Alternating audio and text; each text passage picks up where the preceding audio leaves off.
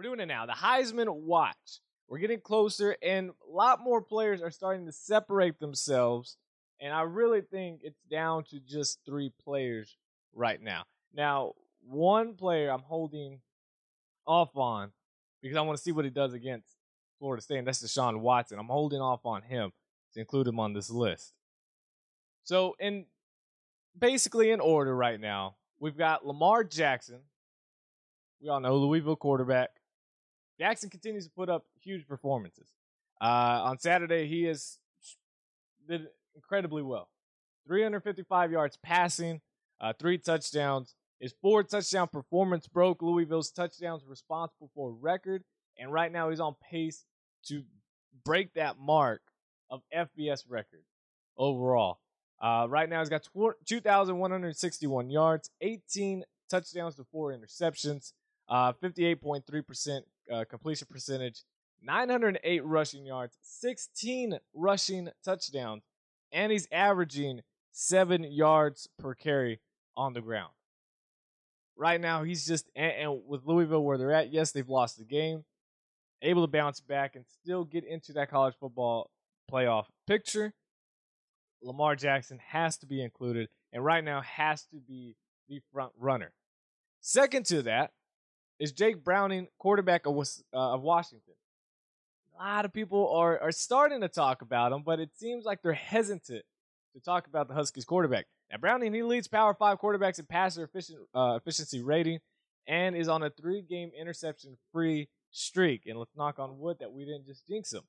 Now, during that same time span, he's thrown for 12 touchdowns. So, in that 3-game time span, 12 touchdowns to 0 interceptions. And undefeated. Not bad. Not bad at all for a sophomore quarterback. Now, no Power 5 quarterback has at least 13 touchdown passes, and he boasts a better touchdown to interception ratio than Browning. No one does. No one has that. Also, again, Washington's undefeated, 8-0. Fourth, they're in there. They're in there. The Huskies are in there. For his season stats right now, 1,700 yards passing, 26 touchdowns to 2 interceptions, 68.6% completion percentage, and a 90.2 QBR rating. Now, Lamar Jackson has, I believe, a 91-point-something QBR rating.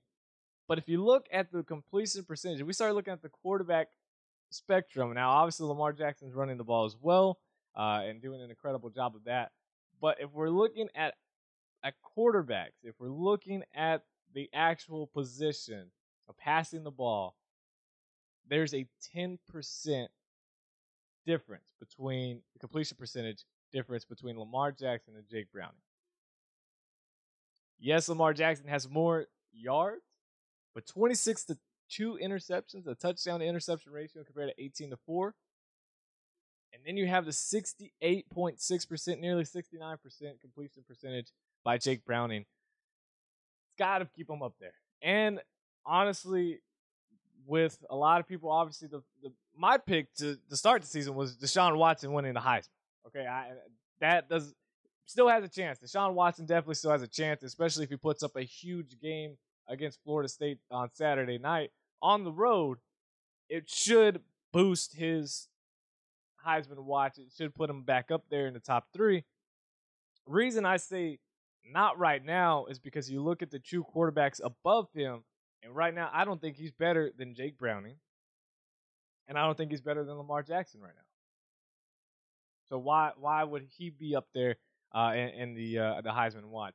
Now, for the last pick, I didn't want to pick another quarterback, aka Deshaun Watson, and I'm really torn between Donnell Humphrey of San Diego State or Jabril Peppers of Michigan.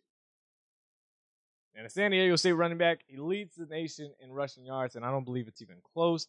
And he has a chance. He's on pace to break Barry Sanders' single-season rushing record, which would be huge and should make you especially with the running backs that have been getting the Heisman Trophy, that should put Donnell in the Heisman discussion and a trip to New York. Jabril Peppers, on the other hand, he's played, 13 positions this season alone.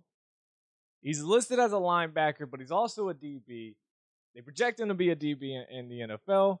Some even say linebacker. I think he's more of a DB. He's played receiver. He's played running back. He does just about everything on special teams as a returner and as a defender. He's doing everything. Against Illinois, he contributed in all three phases of the game. If he continues to put up these kind of performances, he could become the second ever primary defensive player to win the Heisman. Can you guess the first one? Went to the same school. It's Charles Woodson as a junior at Michigan.